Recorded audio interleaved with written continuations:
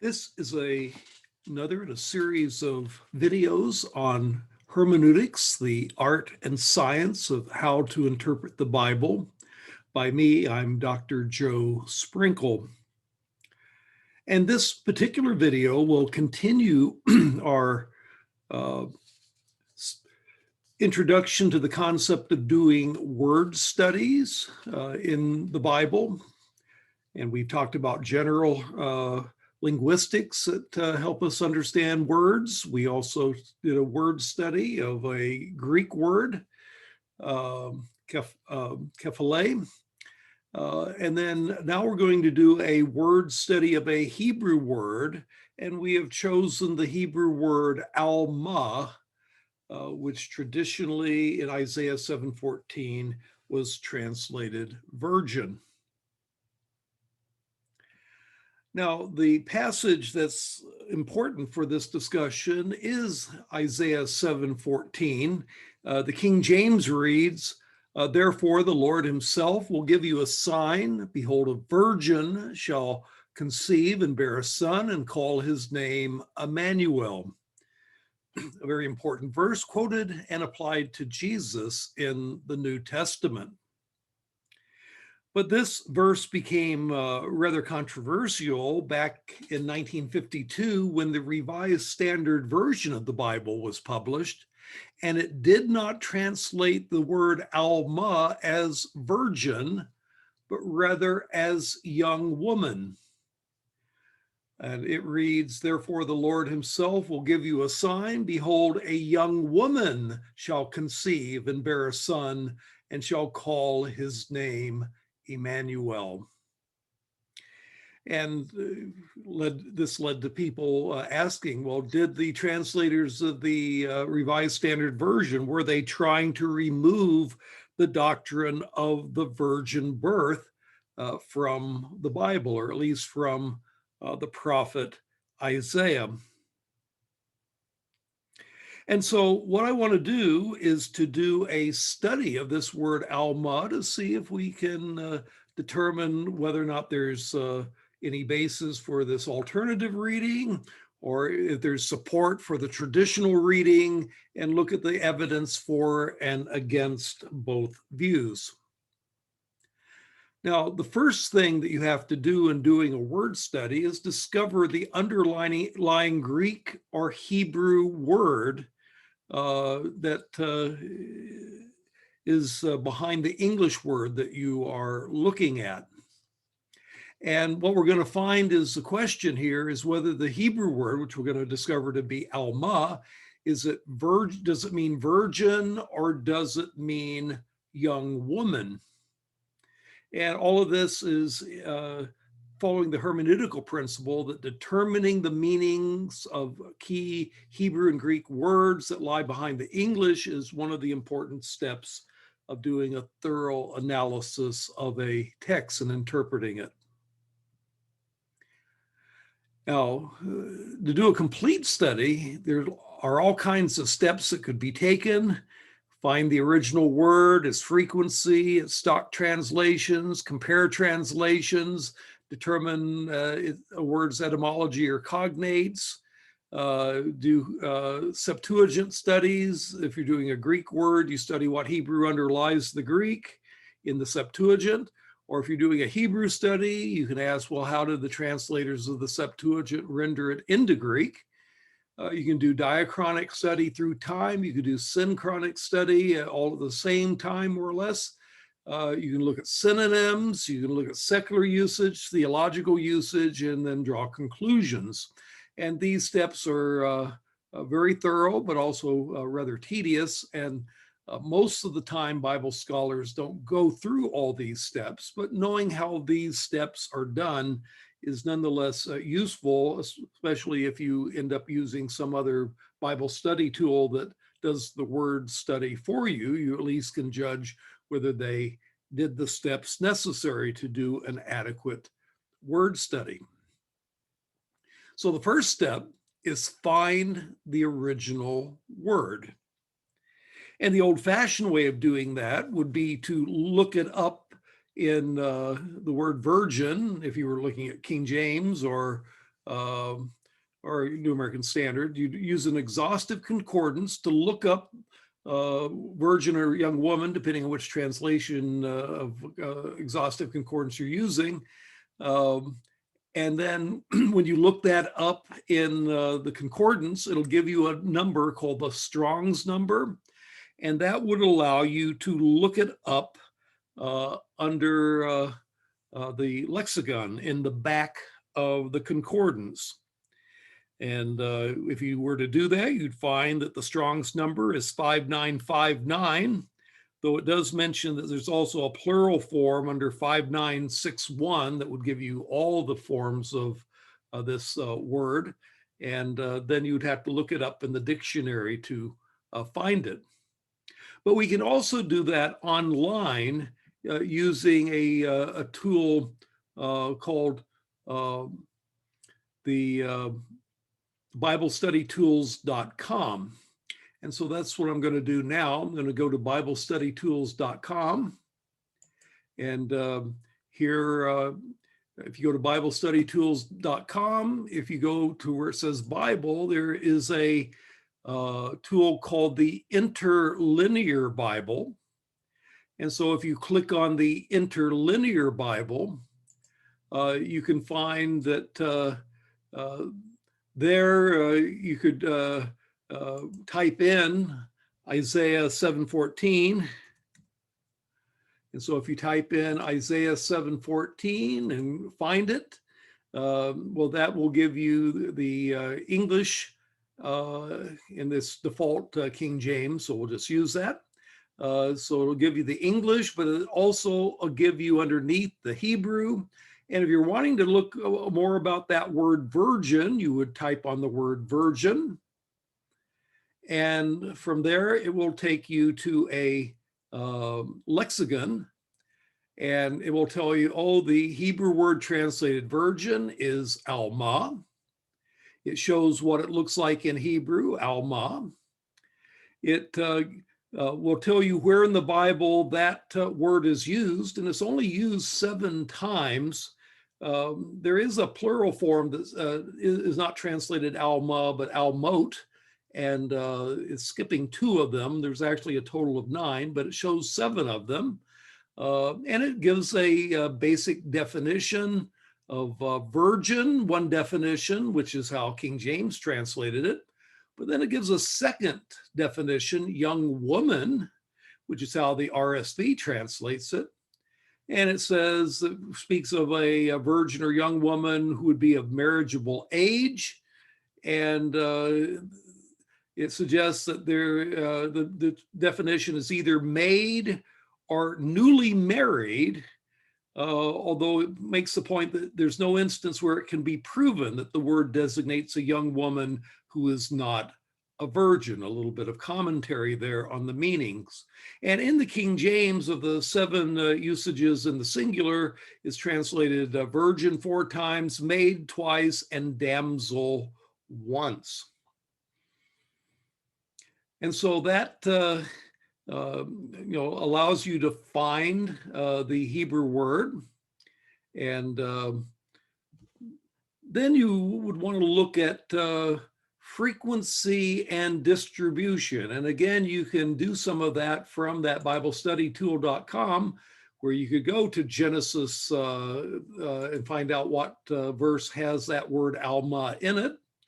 And when you get to Genesis 24:43, behold, I stand by the well of water, and it shall come to pass that when the virgin comes forth to draw water, and I say to her, give me, I pray thee, a little water of thy pitcher to drink.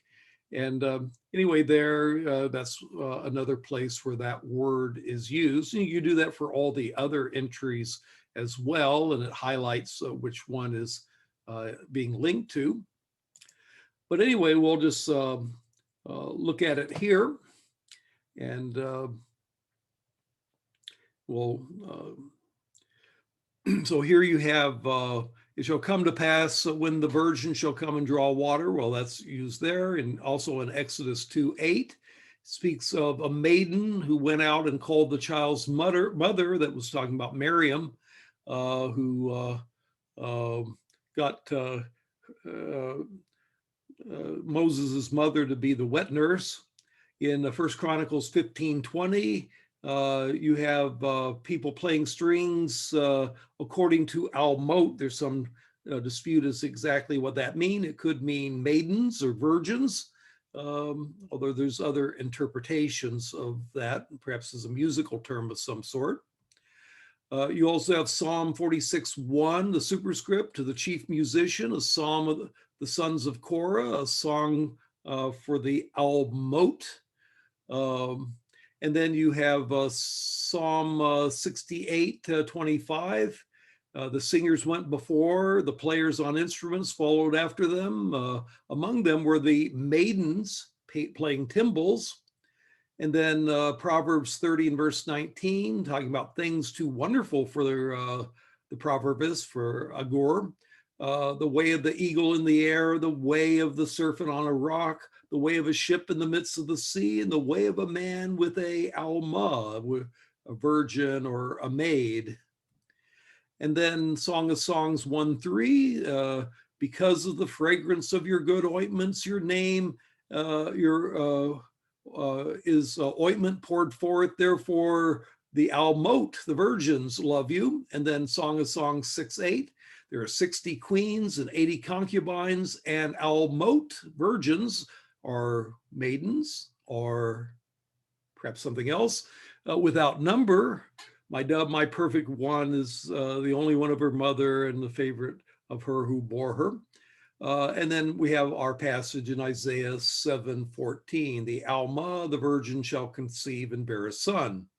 And again, the question on this is, what exactly is the meaning of Almah in these various passages? Do they always imply virgin as such?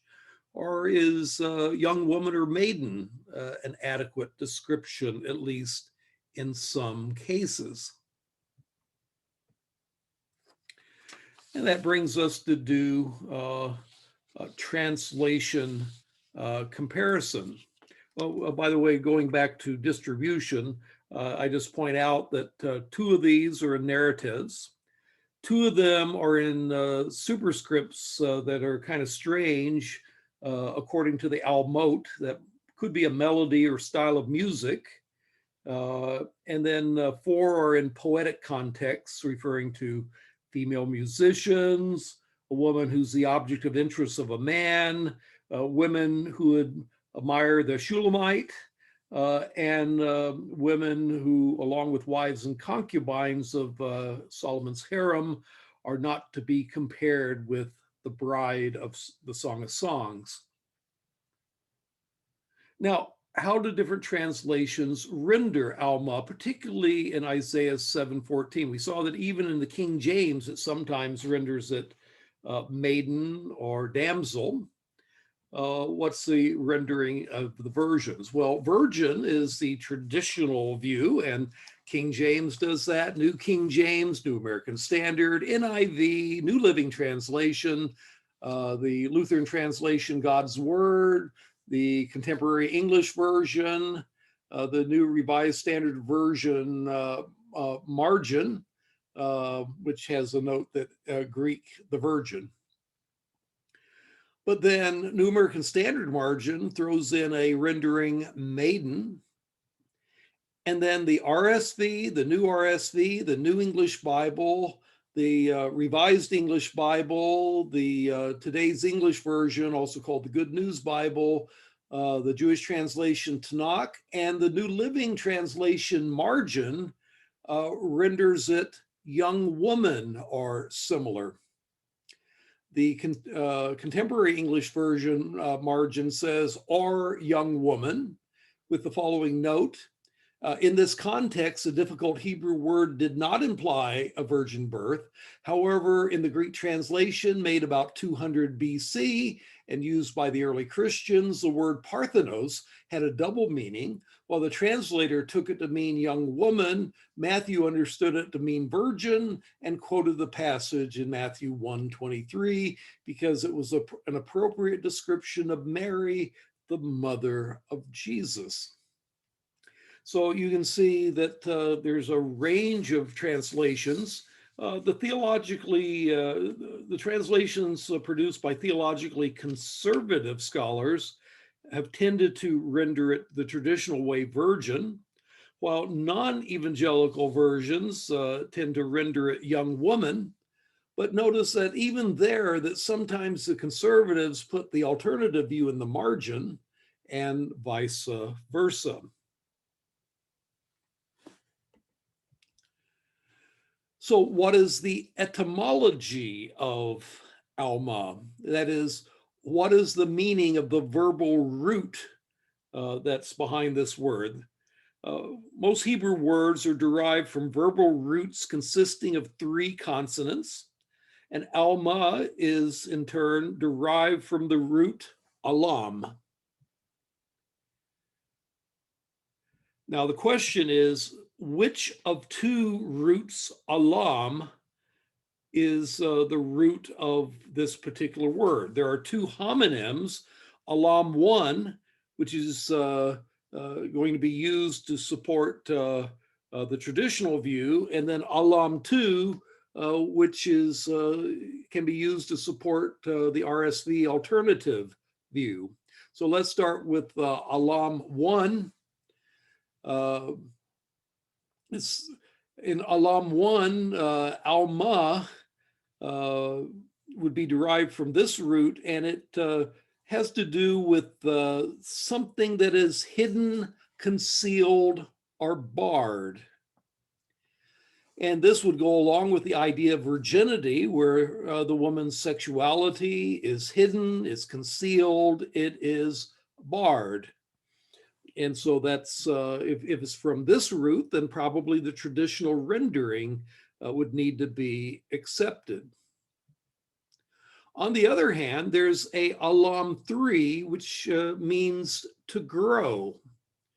Now, we only know this word based on comparative Semitics, especially in Aramaic, Syriac. Well, those are 2 dialects of Aramaic, as well as in Arabic. In Aramaic, Syriac, and Arabic, alam 2 means to grow, or alam 3 means to grow, referring to one who has just reached physical maturity. And if that is the root behind Alma, then it just means a girl that has grown to a certain level of maturity to the point of being marriageable, and wouldn't necessarily say anything about virginity as such. Now, we should note, however, that this root alam is not used as a verb in the Hebrew Bible. That's why we have to derive the meaning of the verb from other Semitic languages that do use the same root.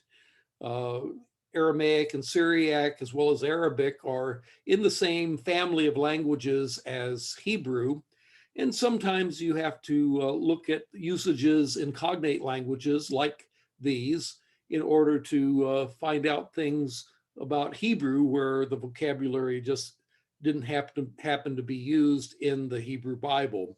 So there's a good case that alam might have existed in spoken Hebrew, but it does not, at least alam 3, meaning to grow, is not used in the Hebrew Bible unless it's used of this term Alma, and a related word, elam, that we'll refer to in a moment.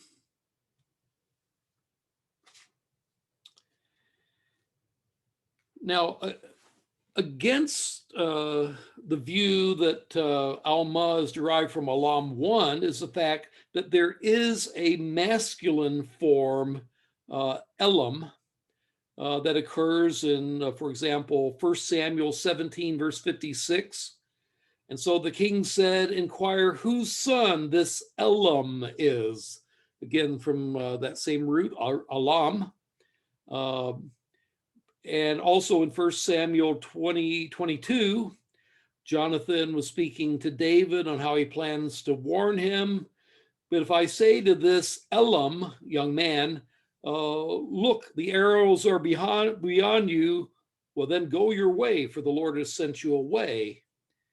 And, it seems not very appropriate to apply the idea of hiddenness or barred to the sexuality of boys as compared with the sexuality of girls.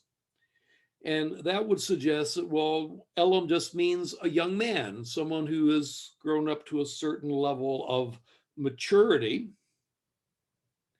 And the masculine could simply be a linguistic antonym of Almah, which is the feminine form, in which the meaning to be hidden is completely lost. The masculine form of Alma does occur in other Semitic languages, including Ugaritic and Syriac. Well, moving on, against the view that Alma is to be derived from Alam number 3, to grow, is the absence of that root from the Hebrew Bible. Cognates of this root do occur in Jewish Aramaic with the meaning be strong and powerful, and in Arabic with the meaning be filled with passion or desire, either of which could be used to make Alma mean a female and Elam a male who have reached adult strength and puberty sexually. But the verb is lacking in the Hebrew Bible, and that weakens the argument of basing the root Alma from Alam 3. Well, what about Greek-Hebrew comparative studies? And this is where the word that we already mentioned before, the word Parthenos, comes into play. The Septuagint translation, which is the early Greek translation of the Old Testament used by the early Christians, as well as Jews. It was done by the Jews, but adopted by early Christians. It renders Alma as Parthenos, and does that use of the word, that translation, prove or at least strongly suggest that the meaning of Alma is virgin, as in a woman who has not been sexually active? And so what we're going to do is look at early Greek translations of Isaiah 7:14. The most prominent one in Christian circles was the Septuagint, and it translates it Parthenos. There you see the Greek, and you also see the English transliteration. And Parthenos is a word that most of the time does designate a virgin as such. And so that in turn provides fairly strong evidence in favor of the idea that Alma would mean virgin as such.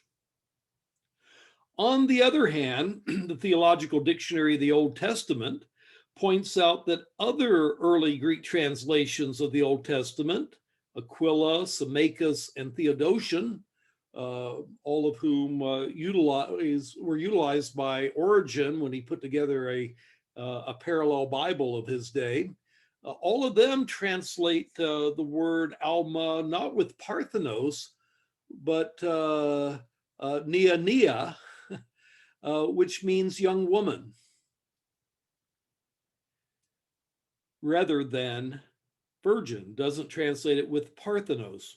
And thus these other renderings support the young woman interpretation of the RSV as opposed to the virgin interpretation of the King James. Now, if we go back to Parthenos, even that is not completely foolproof in the meaning, because as we talked about linguistically, words do have a semantic range.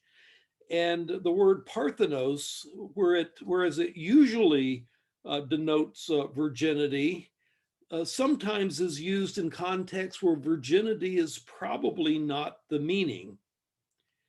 And so, for example, Parthenos can refer to non-virgins.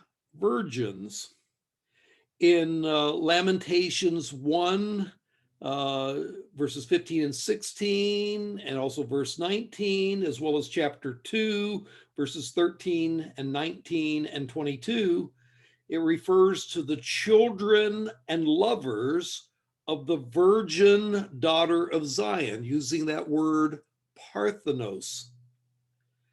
And well, if you have children and lovers, you are not a virgin as such. And yet that's the word that's used for the so-called virgin daughter of Zion. Now that may be an ironic term for the quote unquote virgin daughter of Zion. But on the other hand, it may indicate that the word can be used of young women that are not necessarily sexually virgins. Likewise, you have a place in the New Testament where it talks about a virgin or a young woman in 1 Corinthians 7:25 that may refer to a married girl rather than a virgin as such. There is some discussion on that, but at least there's one instance in the New Testament that's disputed, and you can look that up and research that out a little bit for yourself. So when you look at early Greek translations of this verse, well, you basically have evidence in favor of the traditional view with the Septuagint, though not without a little bit of equivocation. And you also have evidence in favor of the Revised Standard Version in the other early Greek translations of Aquila, Symmachus, and Theodotion. Well, then there's cognate studies. You can't really, by the way, do diachronic studies with Hebrew because we just don't have the history of the language laid out in a way that can do that, in part because the Hebrew Bible has been updated so that the Hebrew language in it is fairly uniform and not showing a lot of clear evidence of development over time.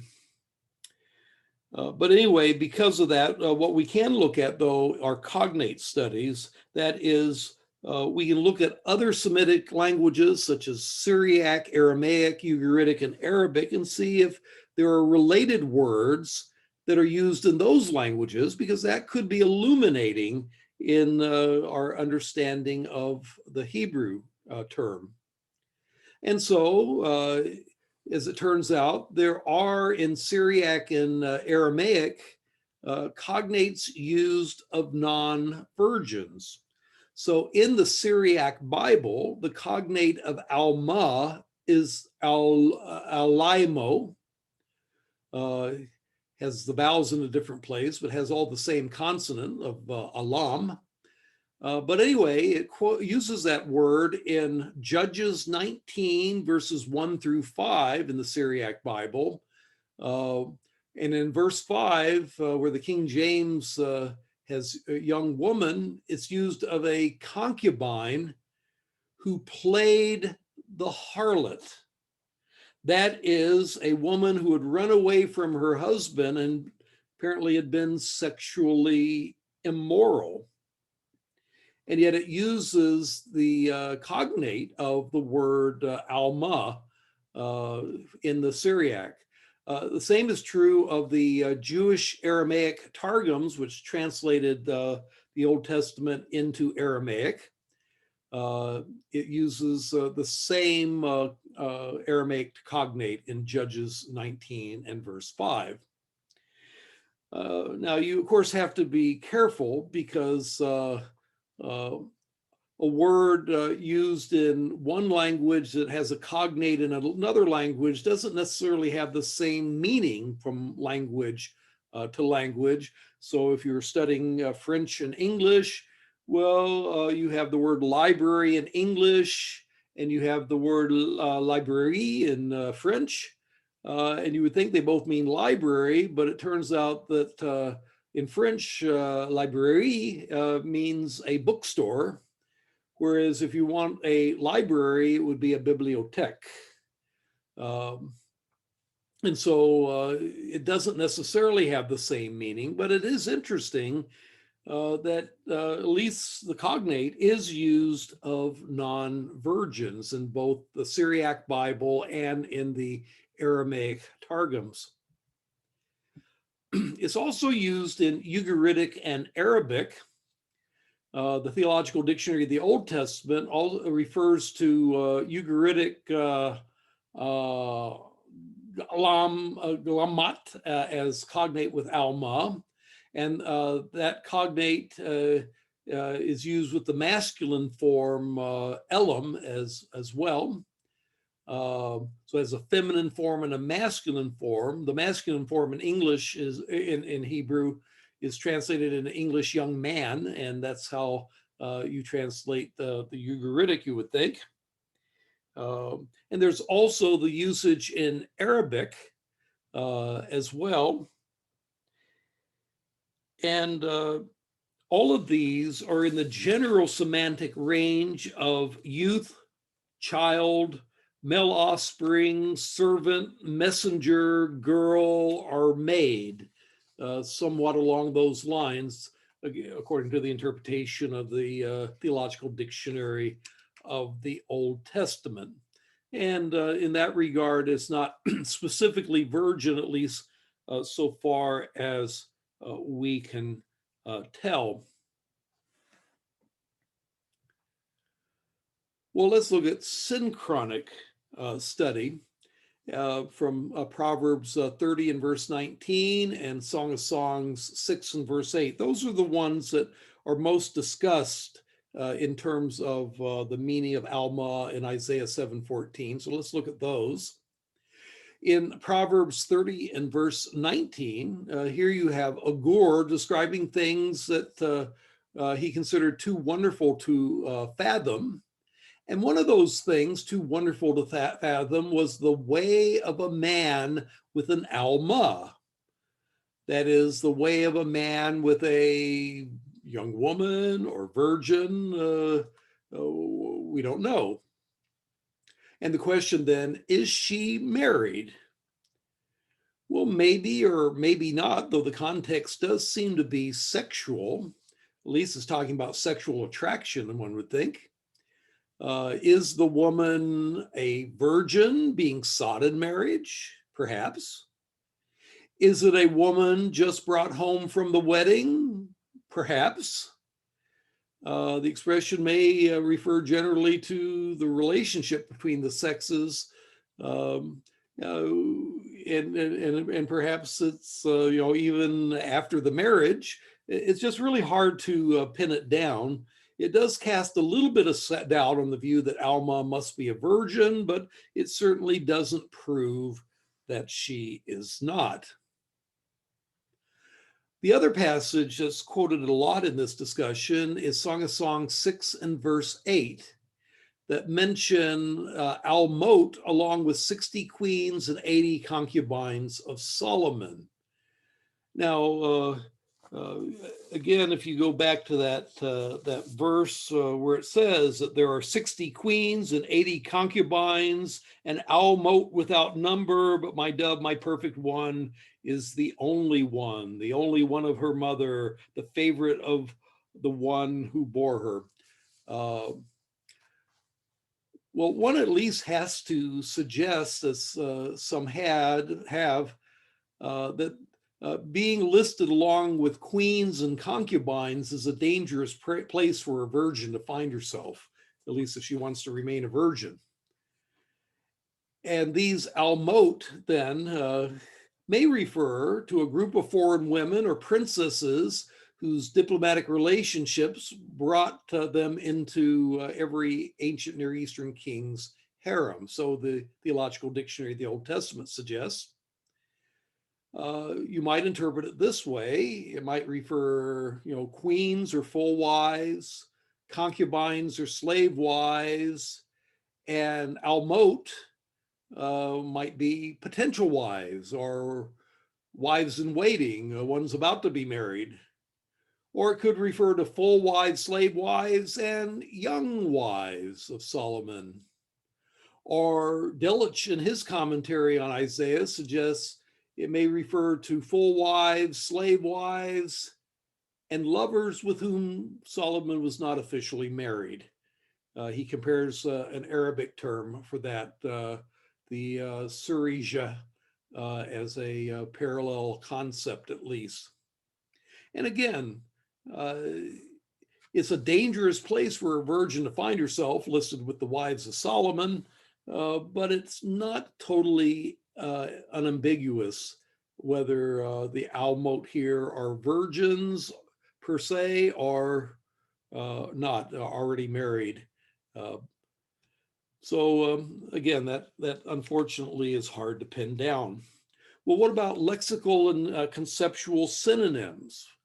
Well, the word that Alma is often compared to is the Hebrew word Betulah. And it's frequently said that the Hebrew word Betulah is the Hebrew word meaning virgin. So if Isaiah wanted to talk about a virgin birth, he should have used Betulah rather than Alma. However, if you do a little bit of investigation into Betulah, well, it turns out that it's questionable whether it means virgin either, at least not virgin necessarily. The biblical authors often add the words that she was a Betulah who had not lain with a man or similar, as if to make clear that it was a virgin, they had to add the words who had not lain with a man. You find that in Genesis 24:16, Leviticus 21, verses 2 and 3. And that suggests that Betulah doesn't necessarily mean virgin as such. Moreover, in Joel chapter 1 and verse 8, the Betulah is said to have a husband. Now, it could be that she is incohately married, that is, that she is betrothed to a man and therefore can call him a husband before the marriage. On the other hand, most women that have husbands are no longer virgins. As a matter of fact, many Hebraists doubt that there is a word that means virgin in any of the Semitic languages. That was the opinion of Cyrus H. Gordon on this particular topic. Now, we should throw in the fact that from the standpoint of Hebrew culture, an Alma or a Betulah, if unmarried, would be assumed to be a virgin since Israelite culture was intolerant of sexual immorality, though that may not be explicit in either word, at least not according to Cyrus Gordon. So what are we to conclude from all this discussion? Well, as we have gone through the data, Alma would certainly apply to a young woman of marriageable age, fully mature and approaching the time of marriage. Such would normally be virgins, but we cannot prove that virginity is a denotation of the word, as the cognates from Syriac and Aramaic show. And though there is no place in the Hebrew Bible where it's clear that the word Alma refers to a non-virgin, at least in a couple of places in Proverbs 30 and verse 19 and Song of Songs 6 and verse 8, it might refer to non-virgins. And so certainty is elusive. And ultimately, it'll boil down to the exegesis of Isaiah 7, and also an analysis of how Isaiah 7 is used by Matthew in Matthew chapter 1 and verse 23. Now, I should make the point that the doctrine of the virgin birth does not depend on whether or not Alma can be shown to mean virgin as such. The doctrine of the virgin birth is clearly taught in the New Testament, both in Matthew and in Luke, and therefore that doctrine is not in doubt. The question may be exactly how is Matthew using Isaiah in his discussion of that doctrine of the virgin birth. So in order to go further, you'd have to do an exegesis of the entire passage of Isaiah chapter 7.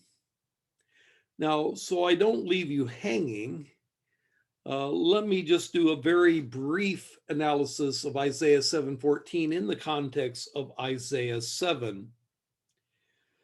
The interpretation of Alma must be done in conjunction with that passage.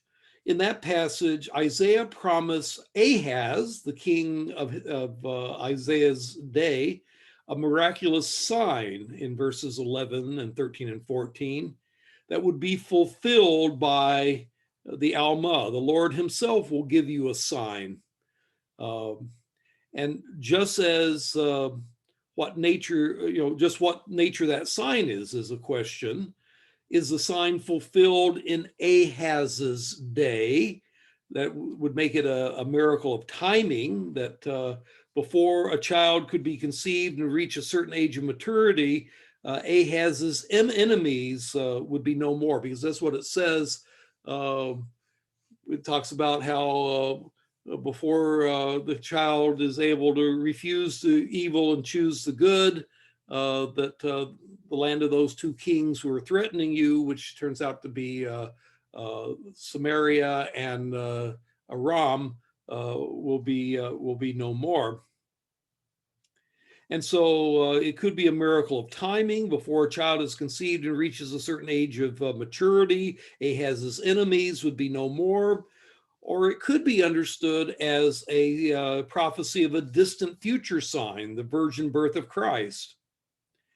Well, if Alma means virgin in 714, well, that could be the implied miracle. The Hebrew is a verbal adjective, which says literally the virgin, the Alma, is pregnant. That's literally what the text says in the Hebrew. And how can a virgin be pregnant? And hence, it could be a miraculous conception, a virgin birth. A natural birth would be anticlimactic in that case. If Alma means young woman, then the miracle would be one of timing, that certain things will take place before the child of this maiden reaches a certain age. Now, liberal Bible scholars who say that Alma does not mean virgin often say, in addition, that Matthew was wrong in Matthew 1:23 to apply Isaiah 7:14 to the virgin birth of Christ.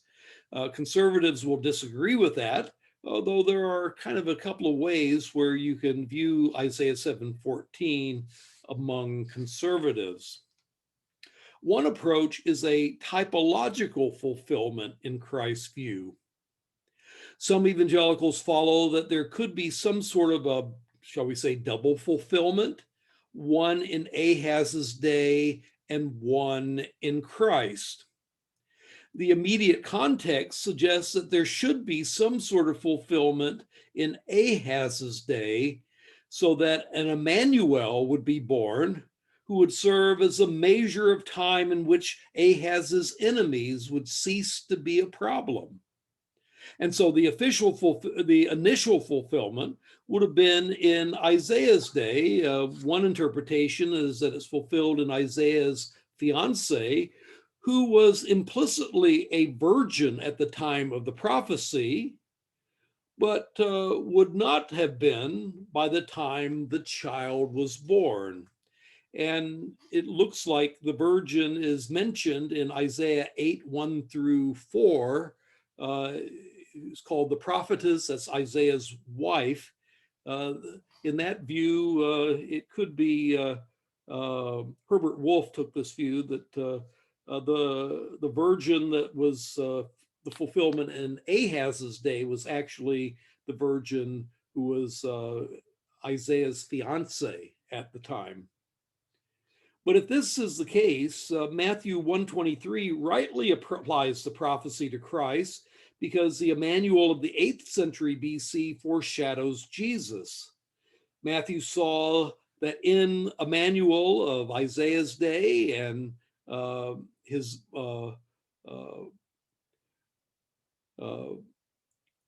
Jesus's mother were types of Jesus and Mary, and that would explain Matthew's 1:23's use of the verse as well, as to see a fulfillment in Ahaz's day. The typology would be even stronger if Alma explicitly means virgin. Speaking of a pregnant Alma would be very ironic in 7:14, because it's a woman who was now an Almah who would become pregnant, at which time she'd cease to be one. But even if Alma means young woman with only the connotation of virginity, given the cultural setting, well, the word Emmanuel, which means God is with us, could still typologically foreshadow one greater than himself, who would be the incarnate God with us, namely Christ.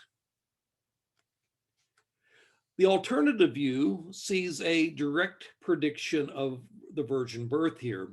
Other evangelical scholars still defend the traditional view that Alma means virgin as such, and that this is a direct prediction of the virgin birth of Christ. This view stands or falls on whether Alma means virgin.